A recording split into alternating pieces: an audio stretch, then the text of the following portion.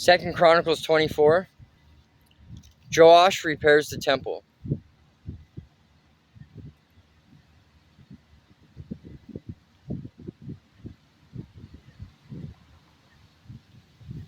Joash was 7 years old when he became king, and he reigned in Jerusalem 40 years. His mother was Zibiah from Beersheba. Joash did what was pleasing in the Lord's sight throughout the lifetime of Jehoiada the priest. Jehoiada chose 2 wives for Joash, and he had sons and daughters.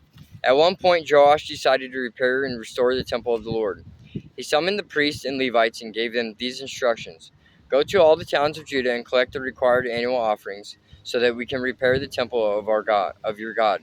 Do not delay. But the Levites did not act immediately. So the king called for Jehoiada, the high priest, and asked him, Why haven't you demanded that the Levites go out and collect the temple taxes from the towns of Judah and from Jerusalem? Moses, the servant of the Lord, levied this tax on the community of Israel in order to maintain the tabernacle of the covenant. Over the years, the followers of wicked Athaliah had broken into the temple of God, and they had used all the dedicated things from the temple of the Lord to worship the images of Baal. So now the king ordered a chest to be made and set outside the gate leading to the temple of the Lord.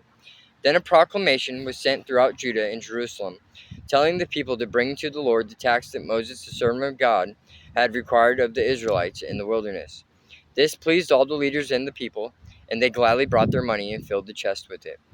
Whenever the chest became full, the Levites would carry it to the king's officials.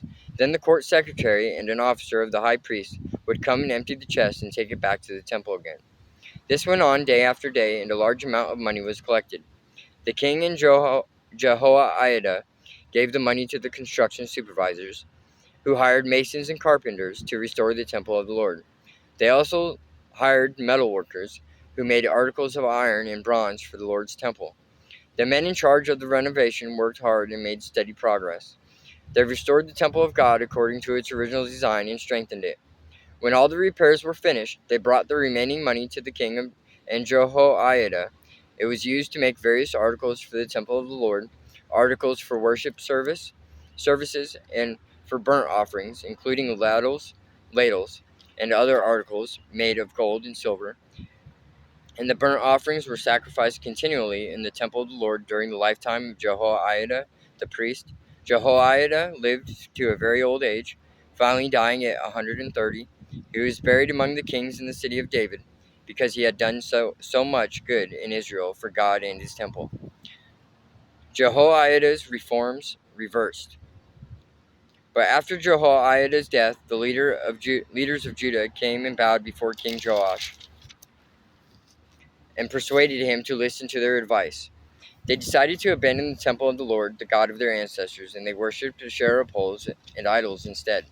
Because of this sin, divine anger fell on Judah and Jerusalem. Yet the Lord sent prophets to bring them back to him. The prophets warned them, but still the people would not listen. Then the Spirit of God came upon Zechariah, son of Jehoiada, the priest. He stood before the people and said, This is what God says. Why do you disobey the Lord's commands and keep yourselves from prospering? You have abandoned the Lord, and now he has abandoned you. Then the leaders plotted to kill Zechariah, the king, and King Joash ordered that they stone him to death in the courtyard of the Lord's temple. That was how King Joash repaid Jehoiada for his loyalty, by killing his son. Zechariah's last words as he died were, May the Lord see what they are doing and avenge my death. The end of Joash's reign. In the spring of the year, the Aramean army marched against Joash. They invaded Judah and Jerusalem and killed all the leaders of the nation. Then they sent all the plunder back to their king in Damascus. Although the Arameans attacked with only a small army, the Lord helped them conquer the much larger army of Judah. The people of Judah had abandoned the Lord, the God of their ancestors, so judgment was carried out against Joash. The Arameans withdrew, leaving Joash severely wounded, but his own officials plotted to kill him for murdering the son of Jehoiada the priest.